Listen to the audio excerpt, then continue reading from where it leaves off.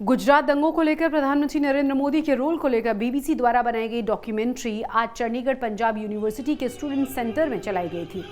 NSUI ने इस documentary को चलाया तो कई स्टूडेंट्स इसको देखने के लिए जुटे भी।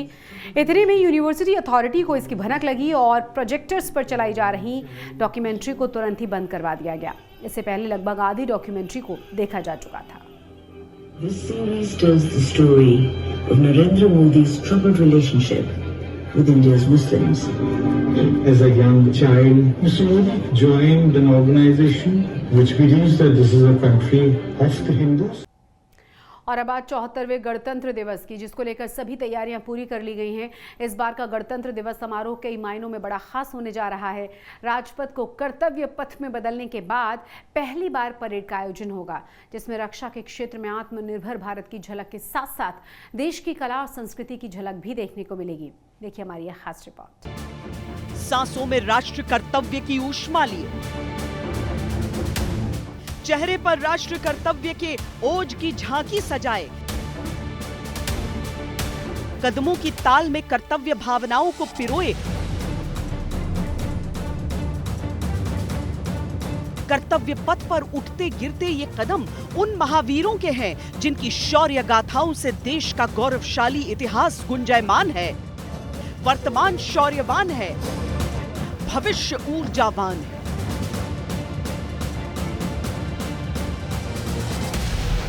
ये झांकी है हिंदुस्तान की, हिंदुस्तान के स्वाभिमान की, हिंदुस्तान के संकल्प महान की। राज्यपथ से कर्तव्य पथ और कर्तव्य पथ से आत्मनिर्भर भारत के दिग दिगंत तक घोषित होते सम्मान की।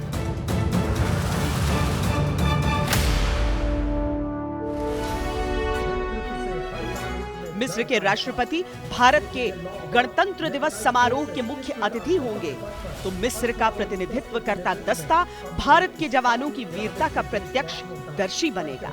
कदम से कदम मिलेंगे, नजरों से नजरें।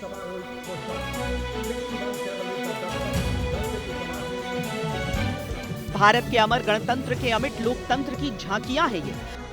हर झांकी पर मुहर लगी है संपूर्ण स्वदेशी भारत के आत्मबल की।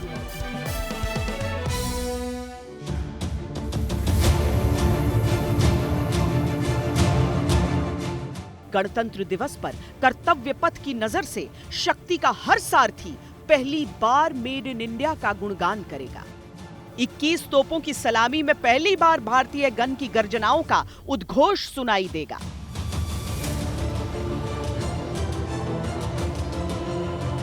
आसमान में भारत की शक्ति का परचम लहराएंगे भारतीय एयरफोर्स के रणबांकुरे। ब्रह्मोस, नाग और आकाश राष्ट्रभक्ति का जयनाद करेंगे। सरहद के रेतीले समुंदरों में राष्ट्र रक्षा की हर पोस्ट की निगहबानी करती भारत की वीरांगनाओं का दस्ता कर्तव्य पथ से नारी शक्ति का बिगुल बजाएगा।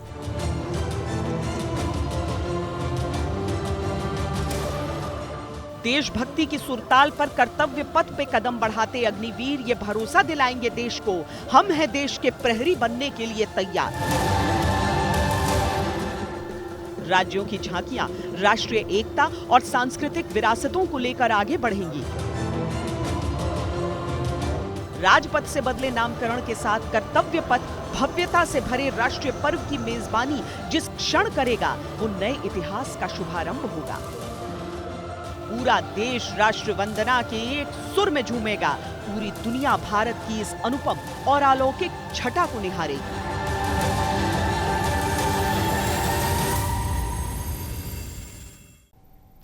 देश के 74वें गणतंत्र दिवस के मौके पर दिल्ली में कर्तव्य पथ पर होने वाली परेड में पंजाब की झांकी शामिल न होने का मामला गर्माता जा रहा है। विपक्ष ने पंजाब और केंद्र दोनों ही सरकार को आड़े हाथों लिया है। वहीं पंजाब की झांकी शामिल न किए जाने के विवाद पर बीजेपी नेता मनजिंदर सिरसा का कहना यह है कि पंजाब सरकार ने जानबूझकर खराब झांकी को भेजा था, जो सेलेक्ट ही नहीं हो पाई। और सीएम भगवंत मान केंद्र सरकार पर आरोप ये लगा रहे हैं कि उन्होंने पंजाब की झांकी को परेड में शामिल नहीं होने दिया।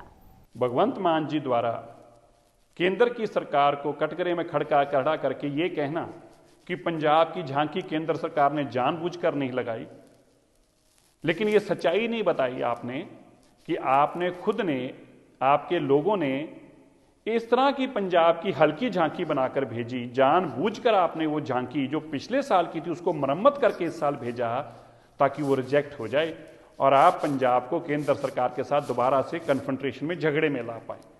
बड़ी दुर्भाग्यपूर्ण आपकी ये स्टेटमेंट है।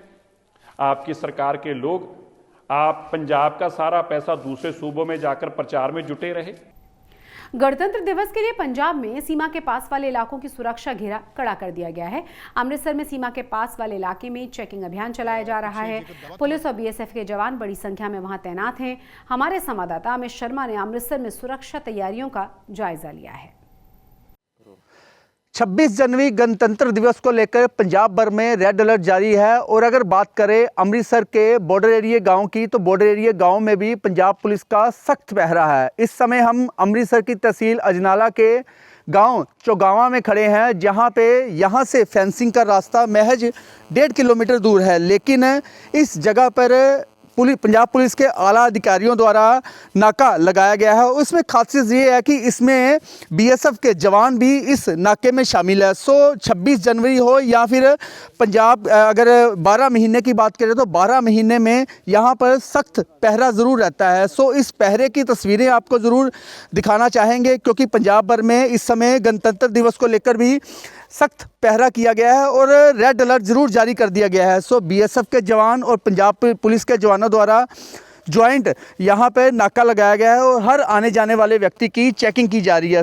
आला अधिकारी इस समय मौके पे खुद मौजूद है। हम उनसे भी बात करने की कोशिश करेंगे और जानेंगे कि आखिर 12 महीने, क्योंकि ये सेंसिटिव एरिया है, अमृतसर की जो तहसील अजनाला में रमदास चौगावा गांव की जो काफ़ी बीओपी है, जहां पे पाकिस्तानी तस्कर हमेशा जो कि खेप भारत में भेजने के लिए तैयार रहते हैं, लेकिन बीएसएफ के जवानों द्वारा हर बार उसकी कोशिशों को नाकाम किया जाता है। परवेज जी, यहाँ पर बॉर्डर कितनी दूर है ये ज़रूर जानने की कोशिश करेंगे। और 26 जनवरी को लेकर सख्त पहरा किया गया है। आप खुद मौके पे तैनात है, बीएसएफ के जवान भी मौके पे तैनात है।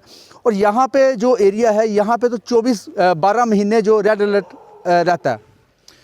इस वक्त हम पिंडी सैंदा जो बिल्कुल बॉर्डर का एरिया है, जिसमें गांव मोले के पड़ता है, ये महज 1.5 किलोमीटर यहाँ से इंटरनेशनल बॉर्डर है। यहाँ खड़े हैं हम। तो आपकी बात बिल्कुल ठीक है कि ये जो बॉर्डर एरिया है अमृतसर रूरल का, जिसमें लोपो के करिंडा, चगावा, पिंडी सैदा, अजनाला, रमदास, ये सेक्टर आता है। यहाँ तो 24 आवर्स हम लोग अलर्ट होकर काम करना पड़ता है। इसी वजह से जो एसएसपी साहब या डीजीपी साहब ने जो हमें हिदायत दी है कि इस एरिया को बिल्कुल प्रॉपर्ली डोमिनेट करके रखना है पुलिस फोर्स के साथ। तो इसके लिए हमारी पुलिस, पंजाब पुलिस और बीएसएफ के जवानों के भी स्पेशल नाके लगते हैं। जो जो सेकंड लाइन ऑफ डिफेंस है, उसके कुछ करीब 15 नाके इस वक्त लगे हुए हैं जो राउंड दी क्लॉक चलते हैं। 26 जनवरी को लेके सिक्योरिटी और बढ़ाई गई है, जिसमें ऑल एसएचओ, ऑल चौकी इंचार्ज, ऑल एडिशनल एसएचओ और जीओज ये अल्टरनेटिवली ड्यूटी पे रहते हैं। एक रात एक रहता है ऑफिसर, एक रात दूसरा ऑफिसर रहता है। बिल्कुल कोई भी ऐसी घटना ना हो सके जिससे लोगों को परेशानी हो। रिपब्लिक डे को लेकर रेड अलर्ट तो जारी है, लेकिन जहां पे हम इस समय खड़े हैं वहां पे 12 महीने रेड अलर्ट रहता है। लेकिन पंजाब पुलिस के जवानों और आला अधिकारी द्वारा खुद मौके पर मुस्तैद है और उनके साथ बीएसएफ के जवान भी इस समय मौके पर मौजूद है। अमित शर्मा, आज तक, अमृतसर। गणतंत्र दिवस से पहले एक अच्छी खबर है। अगर आप पंजाब में अटारी बाघा बॉर्डर पर बीटिंग रिट्रीट सेरेमनी देखना चाहते हैं तो इसकी टिकट घर बैठे ही आप बुक कर सकते हैं। बीएसएफ ने इसके लिए ऑनलाइन एप्लीकेशन लॉन्च कर दी है, जिसमें आप रजिस्टर कर सकते हैं। ये mobile app BSF Punjab frontier की ओर से तैयार किया गया है। यानी कि अगर आप वहां जाना चाहते हैं तो फ़ोन उठाइए और तुरंत इस एप्लीकेशन पर जाकर सीट बुक कर लीजिए। हरियाणा सरकार ने डेरा मुखी राम रहीम की 90 दिनों की सजा को माफ कर दिया है। सरकार ने गणतंत्र दिवस पर फैसला ये किया कि 10 साल से ज्यादा के सजायाफ्ता कैदियों को 3 महीने की छूट दे दी जाएगी। सरकार के इस फैसले का फायदा सीधा डेरा मुखी को हुआ। वहीं सरकार के इस फैसले पर सियासत शुरू हो गई है।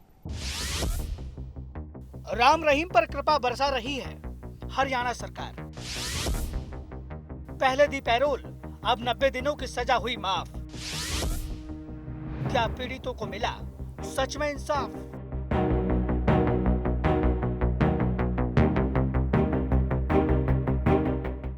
हत्या का दोषी, बलात्कार का दोषी राम रहीम, जीवन भर जेल की सजा जिसे काटने का आदेश अदालत दे चुकी है, पर हरियाणा सरकार ने इसी राम रहीम की सजा को माफ करने का फैसला किया है।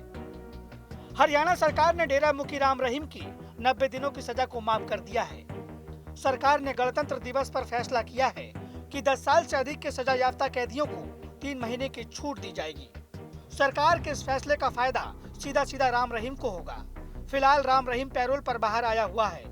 सरकार का कहना है राम रहीम पर कोई विशेष कृपा नहीं बरस रही है और जेल में रह रहे कैदी के लिए ये फैसला लिया गया है। वहीं कांग्रेस का कहना है राम रहीम के अलावा किस और कैदी को इतनी सुविधाएं मिली है, सरकार ये भी बताए।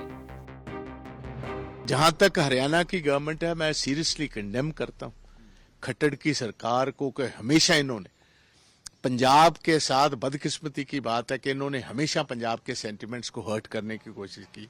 वो पानी का मसला हो SYL का, चंडीगढ़ में विधानसभा नहीं बनाने का मसला हो, चंडीगढ़ में अपना इंडिपेंडेंट हाई कोर्ट बनाने की बात हो, या राम रहीम जो मेन दोषी है और सिख सेंटिमेंट के जो खिलाफ है, एक मर्डर के केस में सजा हो चुकी, रेप के केस में जिसको सजा हो चुकी, हीनस क्राइम है, जो तो साधारण कैदी हैं जिनका ट्रैक रिकॉर्ड भी जेल में ठीक है, उनको तो 1 दिन की पैरोल नहीं मिलती, इनको 6वीं पैरोल, ये सरसे वाले साध को 6वीं पैरोल मिल गई। ये एक सहज प्रक्रिया है, जिनको भी साधारण कोई कैदी होते हैं तो हमको पता नहीं चलता, पैरोल सबको मिलती रहती है। ऐसे कोई जिसकी बड़ी पहचान होती है उनको मिलती है तो समाचार बनते हैं। लेकिन जिस तरह से गंभीर आरोप है, रेप जिसे मर्डर जैसे, अब उनमें बीजेपी के नेता नतमस्तक होते हैं। सभी लोगों पर जो जेल में हैं, सब प्रकार के आरोपों के लोग हैं। पैरोल की व्यवस्था एक सिस्टम की व्यवस्था है, इसमें कोई व्यक्ति विशेष की व्यवस्था नहीं है। सवाल तो वही है कि